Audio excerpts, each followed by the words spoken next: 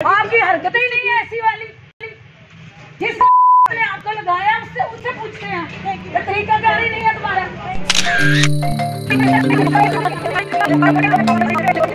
आप पीछे पीछे छुप रही हैं, आप फेस करें। आप ये बताएं, ये देखें ना, ये क्या है मैडम? ये गर्मी से हो गया। नहीं, क्या गर्मी से हो गया? इसको रिप्लेस करें, इमीडिएटली रिप्लेस करें।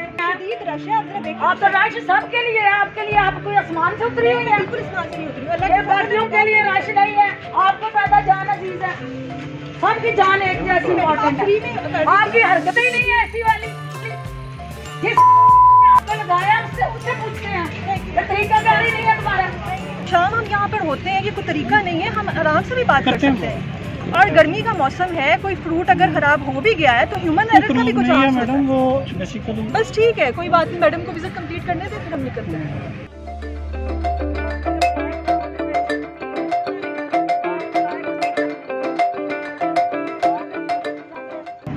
मैं अब तक कोई तकरीबन दर्जनों रमज़ान बाज़ार चेक कर रही हूँ। सबसे बुरा बदतरीन हालात और इंतज़ामिया की नाअहली से जुड़ा ये बाज़ार हमारे अपने शहर का है। और ये इस बात की अक्कासी करता है कि यहाँ की इंतज़ामिया जो है उसे अवाम की नहीं अपनी फ़िक्र है। यहाँ की इंतज़ामिया है, उसकी सारी रिपोर्ट चीफ मिनिस्टर को मैं खुद दूँगी।